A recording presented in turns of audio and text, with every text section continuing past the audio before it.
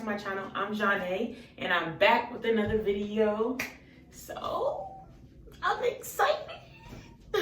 Anywho, okay, so I'm back with another video. So for this video, as you guys can see the title, it's about why your hair is growing, sis.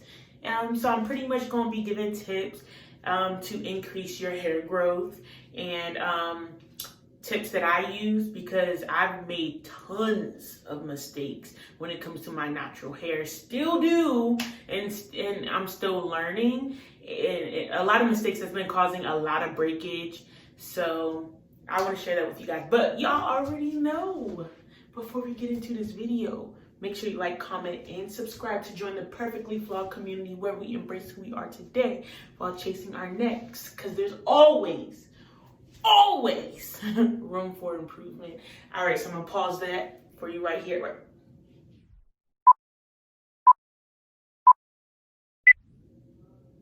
All right, cool. Before all these tips, of course, you want to make sure that you know your hair type, density, and porosity. That's key to growing long, healthy hair. Because if you got protein sensitive hair and you packing protein, then you about to break off your hair, sis.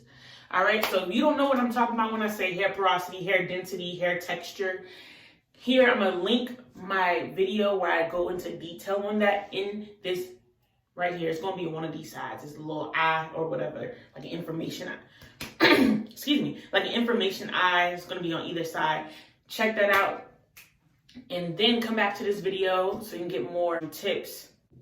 So if you've been natural for a little bit of time, you feel like your hair ain't growing, you've been doing limb checks, whatever, but you don't see any progress. You look at your, excuse me, my allergies are bad right now. You look at old pictures, you don't see any progress. Here's the first step, okay?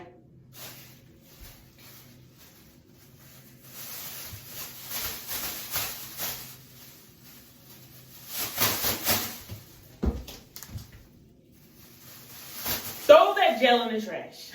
No, I'm just kidding. I might leave this at some point. So we're not going to throw it in the trash. But decrease the amount of gel that you use. Because what I found since I stopped using gel maybe a month ago is that my hair is way more moisturized than it's ever been before. When I wash my hair on wash day, even if I waited for like a minute to wash it, on wash day, my hair absorbs the moisture so much better. It detangles easier. My hair is softer throughout the styles that I have between wash days. It doesn't get tangled as easily as it used to. And even when I use the gel, I will use other products to moisturize it prior to putting the gel on, but there's still a huge difference between me using gel and me not using gel. And I feel like my hair is much healthier in just a month of not using gel. So that's number one.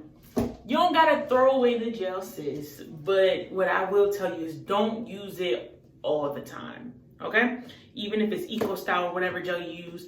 Now, flaxseed gel may be a little bit different because it is made with just water and flaxseed, and does have all those added ingredients. So I don't know how drying or non-drying that is. I might try it. Again, I keep telling you guys about this, but my hair is definitely a lot healthier, softer, bouncier than it's ever been before. I mean, styles, again, don't last as long, but my hair is healthier, and that's what I care about since I've discontinued my gel use. So we'll see about the flaxseed gel. You might be able to get away with it with flaxseed gel, but you can use gel, just don't use it that often. Okay, so that's tip number one. Tip number two. So one of the things about us naturalistas, we wait a little longer for our wash days rather than people of other, in comparison to some people of other ethnicities where they might wash every day or every few days. A lot of us, especially with the kinkier hair, we tend to go a week or 2 weeks without washing our hair. And my suggestion is weekly wash days, unless you have a protective style. Now, I say this because I've learned that when I do wash my hair more frequently, it retains moisture better. My hair is softer, more manageable. It didn't, when it's not in a protective style. okay, when it's not in a protective style. So it doesn't get, it's not as tangled. It's easier to detangle. So that's my tip. Wash as frequently as you, well, not as frequently as you can. Wash day is a hassle. So every week to 2 weeks, 1 to 2 week wash days if you're not in a protective style. Okay, that's my tip number 2, which goes along with deep conditioning. Deep conditioning is always a must. Y'all saw my one video where I get deep conditioned and it wasn't the best. Always deep condition. I like to deep condition overnight. Sometimes I leave the conditioner in and I'll wear it in my hair the next day and I just dry my hair and then I rinse it out, and I still get great results with that. Deep condition as long as possible, sis. Like that's going to help you. I'm telling you, deep conditioning is important. So that's 2B, tip 2B. Okay, tip number 3, heat. You can use heat. I'm not telling you to throw away your flat iron and all that. What I'm telling you is try your best not to use heat unless you're like doing a blowout every now and then or whatever. Even when you stretch your hair, try not to use heat. Like for me, when I stretch my hair, I use heatless methods, like the banding method. So even with my twist, after I do a full day where it just dries and shrinks, I might separate it in anywhere from 1 to 4 sections. 1 section would be just a ponytail, 2 would be 2 ponytails, 4 would be 2 on each side. And I like band it, do the banding methods where you go like this, you put it through, you cross it and let the scrunchie go down the hair shaft. You want it tighter at the root though. I didn't do a great job. And then I'll put another scrunchie on and do the same thing. So this is what it would look like. So find heatless ways to stretch your hair. And when you do the banding method, you have to, like, I sleep in it. And so in the morning, my hair is stretched. And if you want it curly, like your twist curly, you might want to bun your hair at night, or the banding method will make it wavy. So that's really cute. So find heatless ways to stretch your hair, because you don't really want to use heat.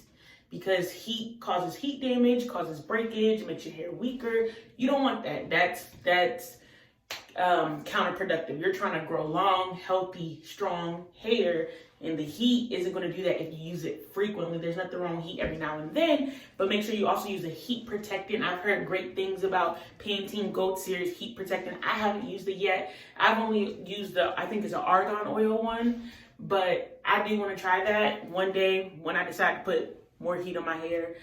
Do that. I say, sis, do your hair wet instead of blowing it out and doing it dry. Like, I know even with the twist, a lot of people like to blow their hair out and do mini twists. I say, sis, do it wet. It's cute, it's bouncy, it's flowy. You know, do it wet and let it air dry. Air drying is great, okay? It takes longer. Growing, first of all, let me just say this. If you want to grow long, healthy, strong hair, it's going to be more tedious. And that's that. That's just what it is. The next tip is going to be drink water, eat healthy. You want to do that because ultimately what we put in our body comes out in various ways. Like, it comes out on our skin, it affects our hair. So we want to make sure we drink water, just are what we eat. I mean, that's just my other tip. And take vitamins. Take your vitamins. Check with your doctor before taking vitamins always. You want to make sure that you take your vitamins. But sis, honestly, it just all comes down to you putting the time and effort into your hair. You don't got to put a whole bunch of money to grow long and healthy hair. Yeah, I know some people got these growth serums and all that. I'm not saying that they don't work, but if you don't got all these other tips in order, then it may work, but then your hair is probably going to break off because you're applying too much heat or you're not deep conditioning and all that stuff.